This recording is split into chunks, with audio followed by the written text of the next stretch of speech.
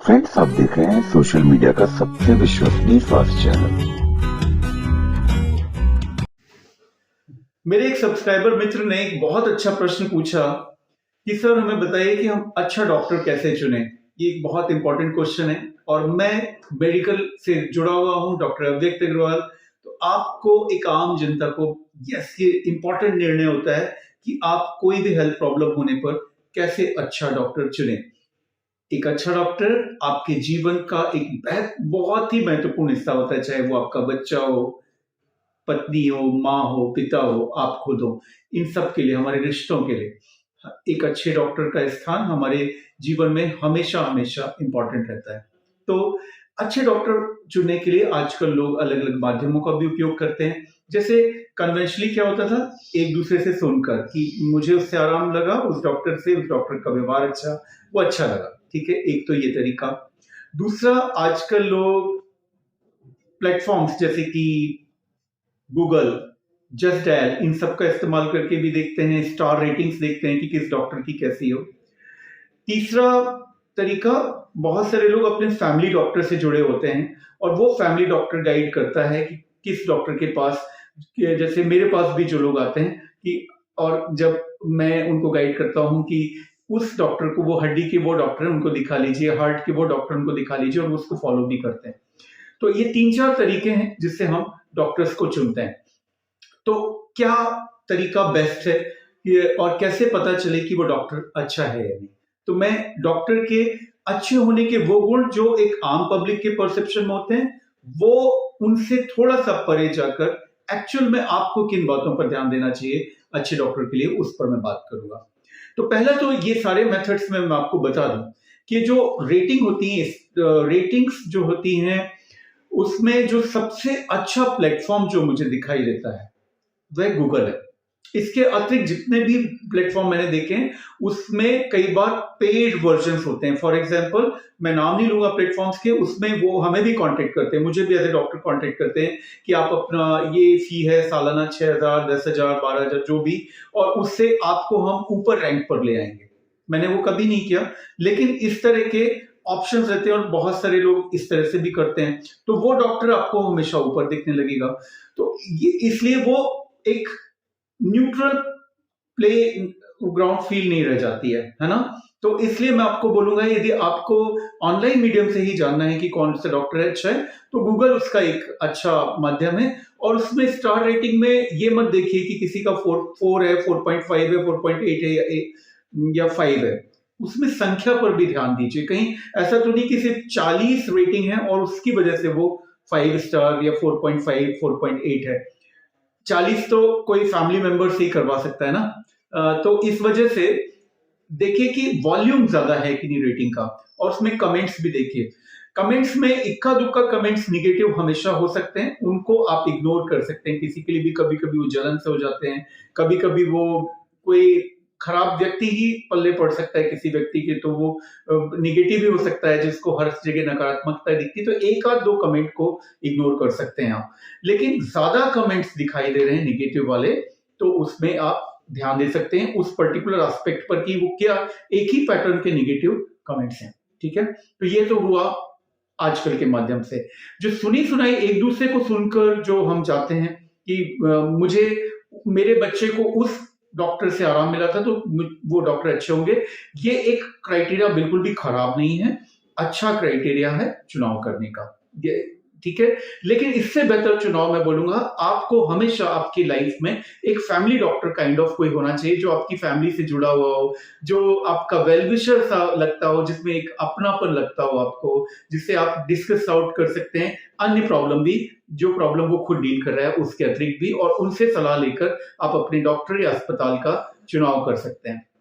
अब आप डॉक्टर का चुनाव कर चुके हैं, डॉक्टर के सामने बैठे हैं और या चुनाव करने वाले हैं, उसमें एक दो चीजें और देखें आप कि वो उसकी डिग्री क्या है, क्या क्वालिफिकेशन उसका बहुत अच्छा है। तो क्वालिफिकेशन की हल्की जानकारी होना हमेशा अच्छा होता है। जैसे कि एक स्पेशलिस्ट, एक एमबीबीएस होता है, BMS होते हैं आयुर्वेदिक में, BHMS होते हैं होम्योपैथी में, और उसके बाद फिर डिग्रीज होती हैं इन सभी फील्ड में। BHMS आयुर्वेदिक MBBS की डिग्रीज होती हैं। जैसे MBBS में आपको MD होता है, मेडिसिन साइड का MD, जो कि फिजिशियन होता है। मैं जैसे MD पीडियाट्रिक्स हूँ, ये बच्चों के विशेषज्ञ हो गए। फिर हमारी फील्ड में डिप्लोमा भी होते हैं जिसको DCH बोलते हैं। DCH 2 साल का होता है, MD 3 साल का होता है। देन फिर हालांकि अब डिप्लोमास खत्म हो गए। MS गायनिकोलॉजी होता है, MS ऑर्थोपेडिक्स होता है, MS जनरल सर्जरी होता है। इसके बाद की डिग्री स्पेशलाइज मतलब ऑर्गन स्पेसिफिक हो जाती हैं। जैसे कि न्यूरोलॉजी का डॉक्टर DM न्यूरोलॉजी होगा, DM कार्डियोलॉजी होगा, है ना। DNB एक MD के इक्विवेलेंट DNB भी है जो MD के बराबर है और MS के बराबर DNB है। साथ ही साथ में एक सुपर स्पेशलिटी DNB भी कहलाती है जो DM और MCH के बराबर होती है। तो आप डिग्री देख लेंगे डॉक्टर की, ठीक है। इसके बाद आता है इंस्टीट्यूट, किस इंस्टीट्यूट से उसने पढ़ाई की है। ये एक महत्वपूर्ण चीज है, ये क्योंकि कुछ इंस्टीट्यूट से, जैसे कि जो बहुत ही रेप्यूटेड इंस्टीट्यूट है, वहां से पढ़े होने से डेफिनेटली ट्रेनिंग का एक्सपोजर बेहतर होता है, वन।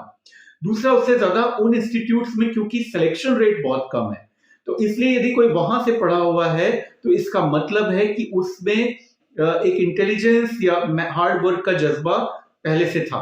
तो ये दो चीजें उसको साबित करती हैं उसके अचीवमेंट्स को। लेकिन ये एब्सोल्युटली पूरी तरह से कारगर सिद्ध नहीं हो जाता कि कोई एम्स से पढ़ा हुआ है तो वो अच्छा ही होगा। मैंने एम्स से पढ़े हुए कुछ डॉक्टर्स बहुत एवरेज भी देखे, एवरेज ह्यूमन बीइंग और एवरेज दिमाग वाले, और बहुत ऑर्डिनरी मेडिकल कॉलेज से निकले हुए, जैसे मैं जबलपुर मेडिकल कॉलेज में हूँ, यहाँ से निकले हुए बहुत ही बेहतरीन लोग भी देखे हैं, जो कि बहुत अच्छे इंसान, बहुत अच्छे डॉक्टर, बहुत स्किल्ड लोग भी हैं। तो एक फास्ट एंड मतलब एग्जैक्ट रूल नहीं है, लेकिन यस, एक डेफिनेटली आइडिया, उसको आप वेटेज दे सकते हैं इस एस्पेक्ट को कि वो कहां से पढ़ा हुआ है। तो डिग्री को वेटेज देंगे, इंस्टीट्यूट को वेटेज देंगे।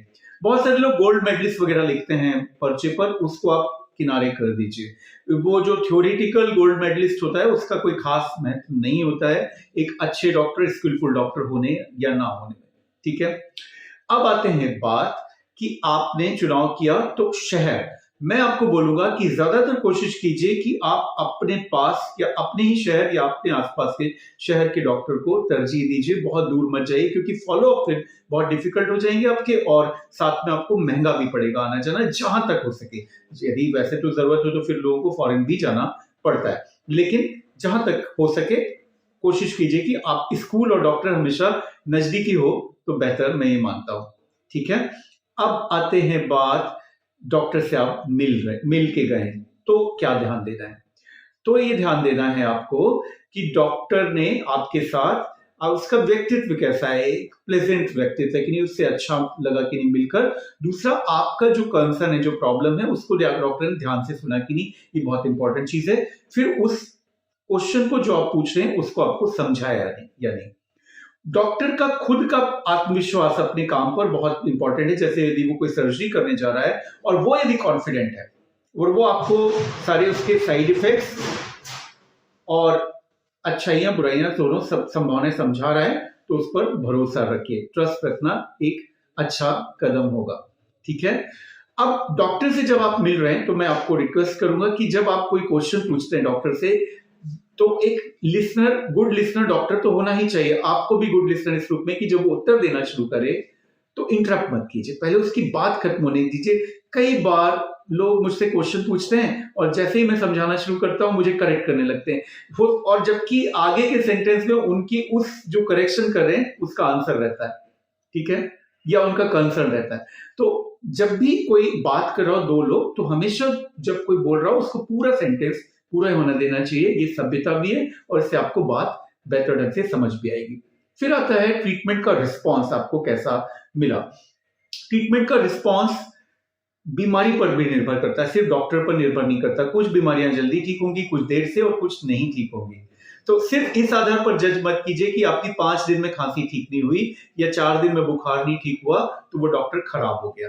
ऐसे में डॉक्टर्स की तो बहुत एग्रेसिवली ट्रीट करने लगते हैं, बहुत व्यर्थ की दवाएं, और क्योंकि इस प्रेशर में, अपेक्षाओं के प्रेशर में, ऐसा मत कीजिए। ये देखिए कि डॉक्टर आपको सही समझा रहा है या नहीं, और मतलब उसके समझाने में कितना कॉन्फिडेंस आपको झलक रहा है। फिर मैं आपको एक बात और कहूंगा कि जो डॉक्टर क्लिनिकल जजमेंट पर आधारित ट्रीटमेंट ज्यादा करते हैं वो मुझे पर्सनली ज्यादा अच्छे लगते हैं। रैम्पेंट बहुत सारी जांचें कराना है मुझे गलत लगता है, और जांचें जहां जरूरी हो वहां तो करनी होंगी, फिर वो कितनी भी एक्सपेंसिव और कितनी भी सारी क्यों ना हो, है ना। कुछ रेयर बीमारियों को पिक करना है, कुछ पकड़ना है, लेकिन बात बात पे यदि आप जांचें ही जांचें लिख रहे हैं तो उसमें या तो डॉक्टर को बात समझ नहीं आई, क्लिनिकल सेंस की वजह से उसको कॉन्फिडेंस नहीं है, मैं ये समझूंगा, या फिर वो कमर्शियल मोटिव से बहुत सारी जांचें लिख रहा है। तो ये दोनों चीजों का आप ध्यान रख सकते हैं। तो ये छोटे छोटे, मैं उम्मीद करता हूं ये मेरे दिए हुए टिप्स आपको अच्छा डॉक्टर चुनने में मदद करेंगे। मैं डॉक्टर अव्यक्त अग्रवाल जस्ट अभी ओपीडी खत्म करके आपसे बात करने आया था। Thank you very much.